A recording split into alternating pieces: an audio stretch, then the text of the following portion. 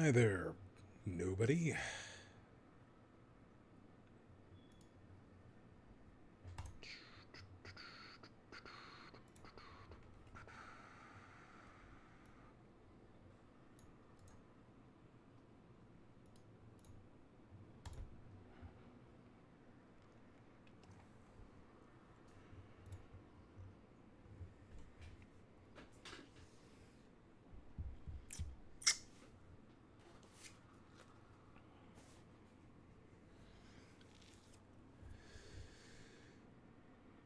Alright.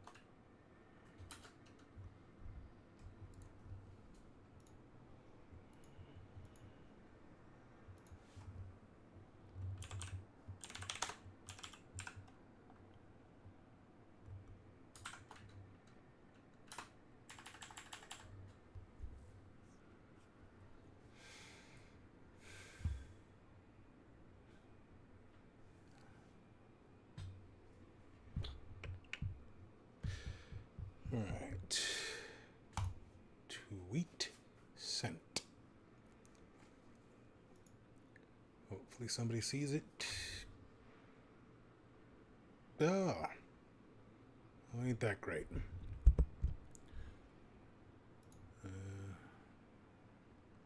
So apparently my stream is really in yeah, low bandwidth and lots of cars outside. Anyway, hopefully I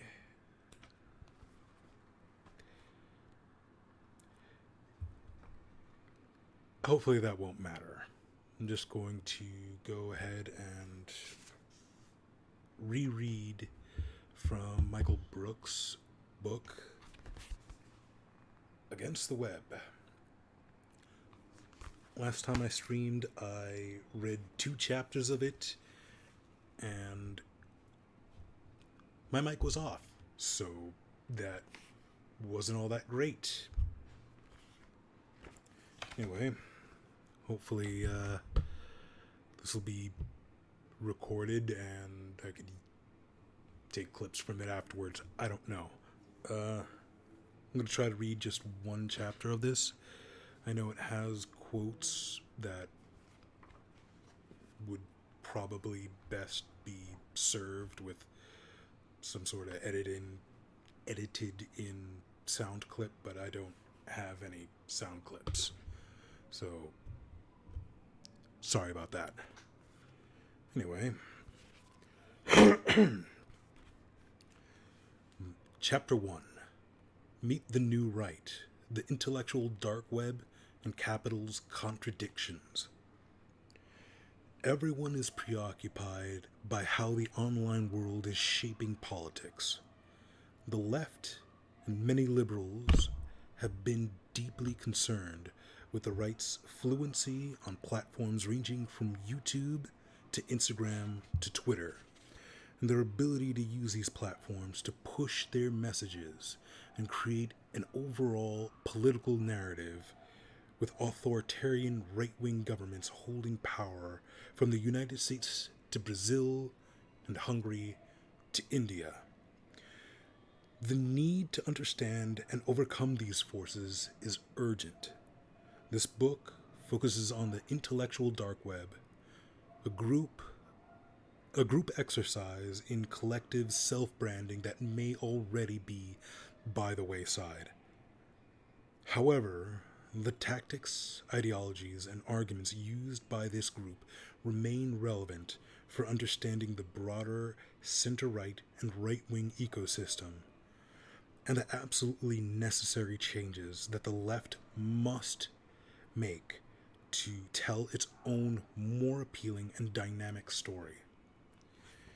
The IDW is a group of men that Barry Weiss introduced to the world in 2018. In a 2018 New York Times profile titled Meet the Renegades of the Intellectual Dark Web.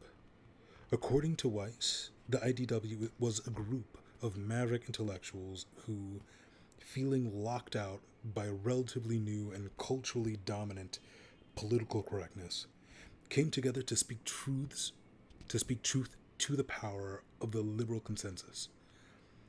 According to Weiss, the group was quickly taken up by a public hungry for free thinking, and it is certainly true that the two most prominent members, Sam Harris and Jordan Peterson, were filling auditoriums with admiring fans.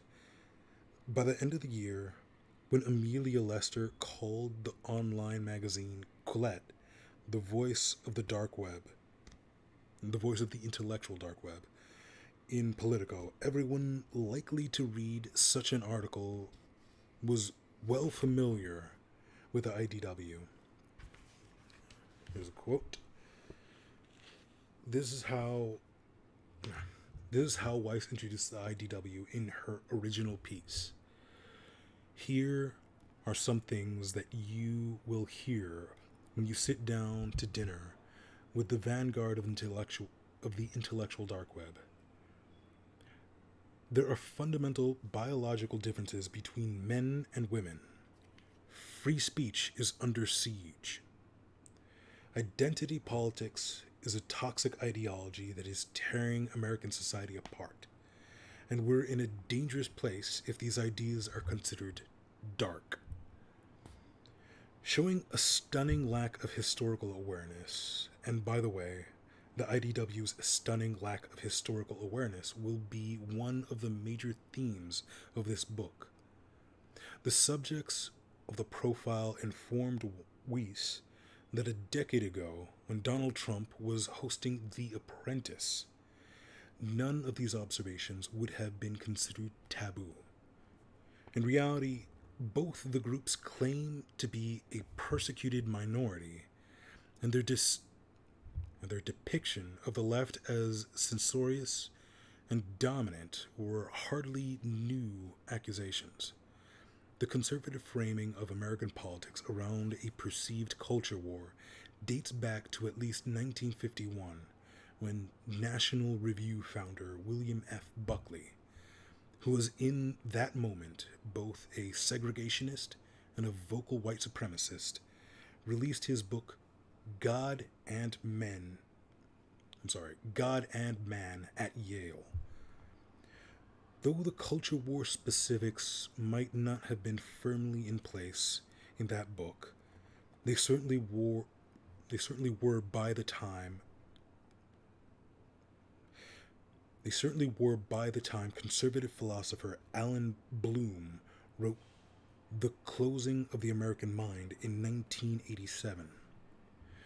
When the movie PCU, starring a bald Jeremy Piven, came out in 1994, 10 years before the first season of The Apprentice, and a full 24 years before Barry Weiss's piece hit the New York Times.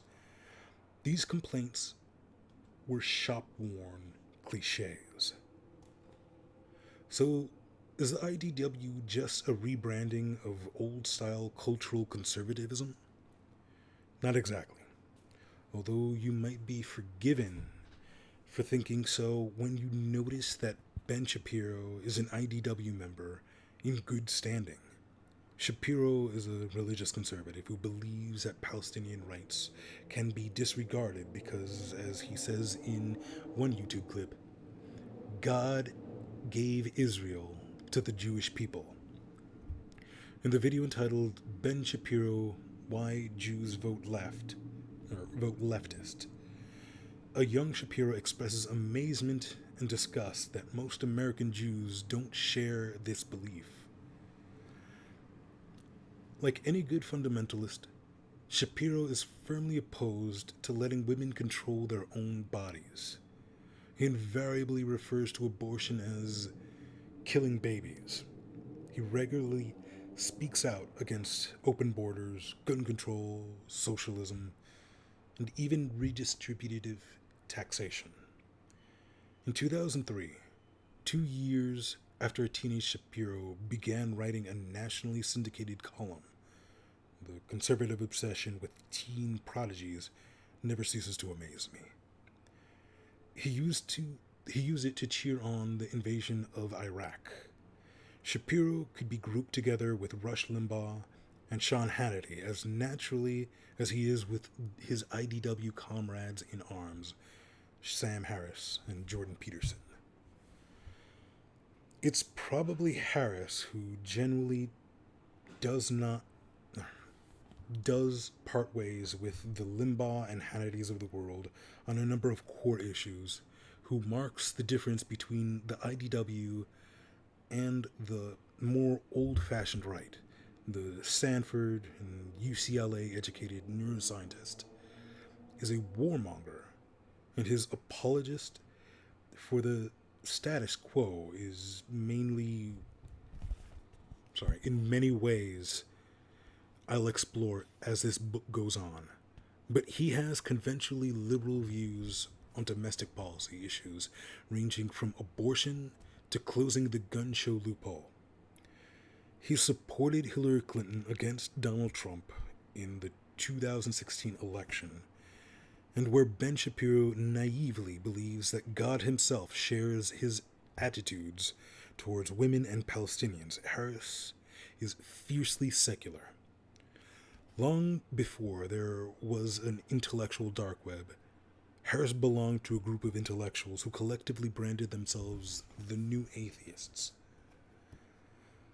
While many of my major intellectual influences are in fact atheists of the old-school materialist tradition who analyze religion as a cultural force determined by economics and social relations, I was always critical of the obsessive view of atheism as an innately liberating belief system that superseded the material conditions that we all live in and that shape our lives. The New Atheists, and Harris in particular, spent a lot of time obsessing over the problem that people believe bad things, even as they ignore the real-world forces that might generate those bad beliefs, and in turn adopted much of the reactionary worldview of their Christian counterparts in the Bush administration. But we will explore Harris's fixation on bad ideas later in this book. For now, it's suffice to say that his prime intellectual contribution to New Atheism was to put a scholarly sheen on the belligerent, hysterical, and ultimately imperial, neo-conservative foreign policy agenda that defined the American right's worldview in the Bush era. Seen from this perspective, his current chummy collaboration with Shapiro is not as surprising as it might otherwise seem. Still, this move to the IDW milieu certainly represents a step down from the new atheist scene. Christopher Hitchens was a witty and insightful writer whose post 9/11 turn to the right was preceded by a long and honorable history on the left. Richard Dawkins is not just a schmuck on Twitter. He's also a real scientist and a gifted popularizer of evolutionary biology. Daniel Dennett was writing serious academic philosophy long before he started writing for a popular audience. Compare Hitchens, Dawkins, and Dennett to Harris's new club, which includes failed stand-up comic Dave Rubin as a charter member. In the original New York Times piece, Weiss credulously quotes Rubin when he called himself and the rest of the IDW just a crew of people trying to have the kind of important conversations that the mainstream won't. If you watch my show, you are undoubtedly reading this quote in the Rubin voice, which should make experience much more satisfying. I didn't. Edit that in later. Whoever wants to do that. Now, Rubin and I exist in the same media ecosystem, hosting YouTube shows and podcasts. In fairness, his show was a larger audience than mine, while my show is an infinitely superior program. I'm the host of TMBS, The Michael Brooks Show. Go on YouTube, I'll put a link in the description later on for anybody who wants to engage in that totally worthwhile. And the co-host of the Majority Report, another good program, which is part of the TYT, the Young Turks Network. As was Rubin's show until he dramatically left the left in 2015. My good friend and frequent collaborator Anna Kasparian knew Rubin during the TYT years. The way she tells it, he left the left, at least as much as a cynical career move as a genuine ideological shift. I believe her. Even if you think this turn towards classical liberalism, read half-baked libertarianism, was completely sincere, though, here's what anyone who watches his show can confirm for themselves. Dave Rubin doesn't belong in the intellectual anything. He's dumb as a rock. He might as well be a rock, to judge by how little he bothers challenging the right-wing guests he has important conversations with on his show. He talks a lot about having high-level conversations about ideas, but in practice he stares blankly into space while a parade of crackpots and crypto and not-so-crypto fascists make ridiculous assertions. His idea of having important conversations certainly doesn't include talking to anyone who would seriously challenge him. He's been dodging debate challenges from the Majority Report's Sam Seder for years.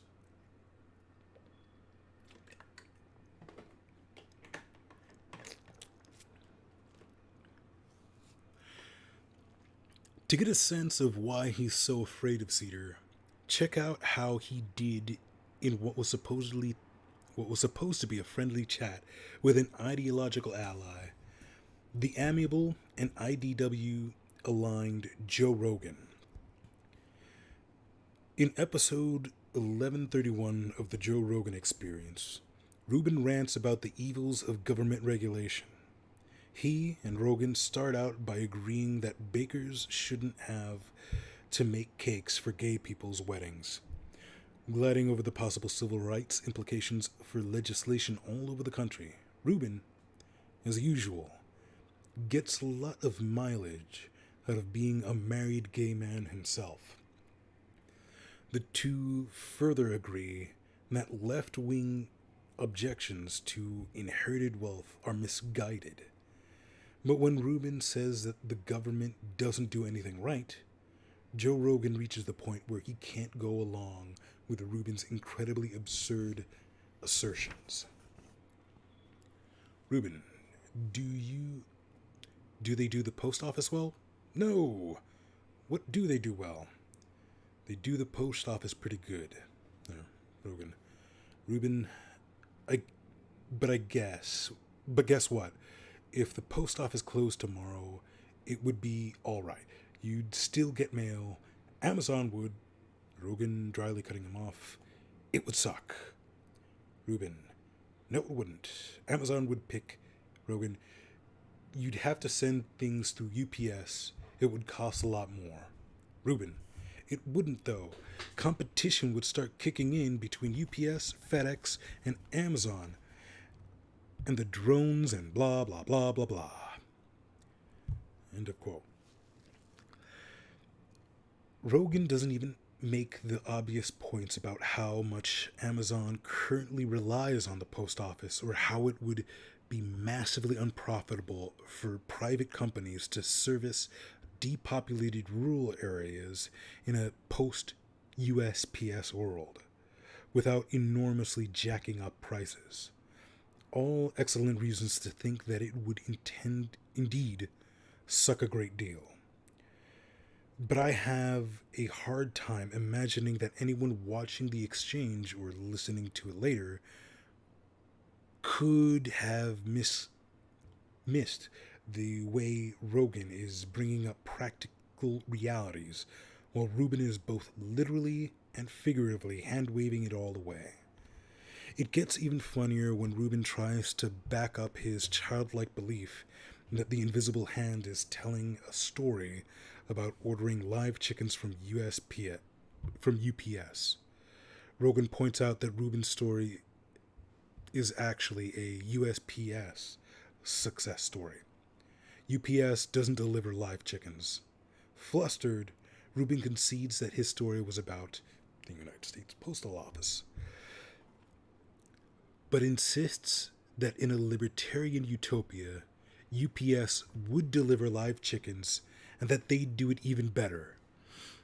He then awkwardly pivots to the Postal Service, from the Postal Service to regulation.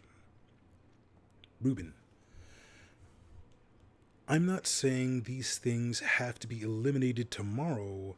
I'm not even really calling for them to be eliminated. But just generally, the problem would...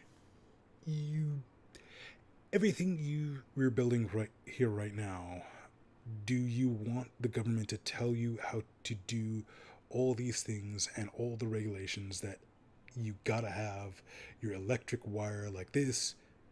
Rogan, slowly. Regulations like that for construction are important, though.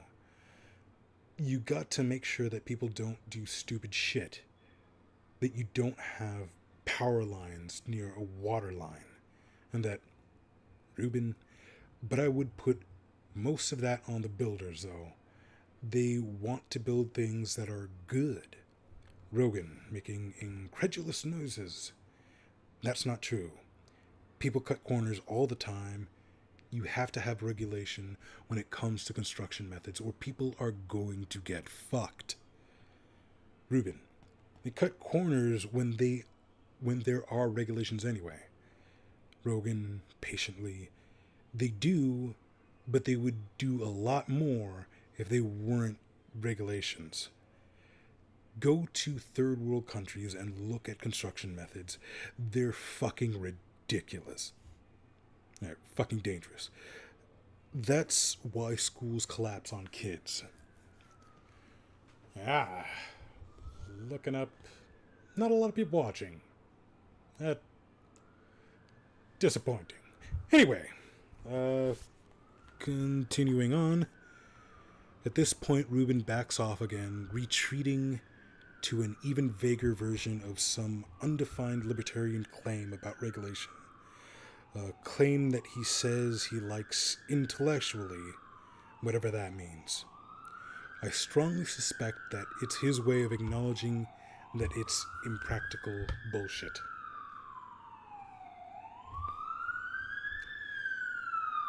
Huh.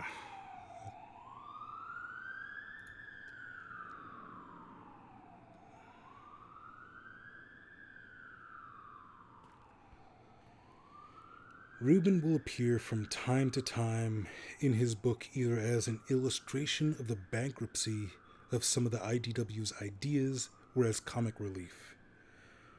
But we shouldn't get too fixated on him. In this case, to be fair to Rubin, he's making exactly the same argument that Milton Friedman made for decades.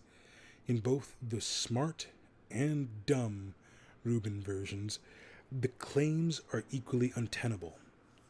This is also a good illustration of why, if we are going to, as the IDW people obsessively say, but seldom do, steelman our opponent's arguments, I will spend less time focusing on Rubin and his various antics than the comedic part of me, and probably many of you, so desperately wants me to do.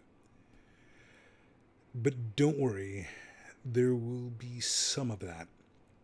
The centrality of Rubin to the IDW's project undermines its claims to analytic rigor and a culture of intellectual interest.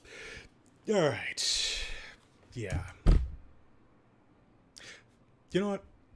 Yeah. I'm 8 pages into this. Honestly, I'm not doing him any justice. I'm just going to stop reading because, yeah, it's not like anybody's watching this right now. Anyway, so fuck it.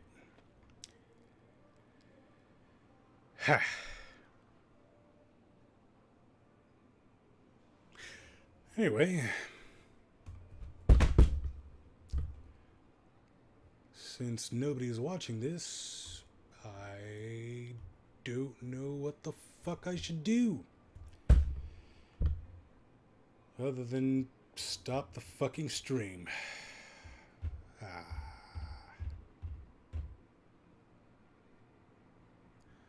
Alright, fuck it. Guess I'm not meant to make money. Or have fans. Fucking stream's too slow anyway.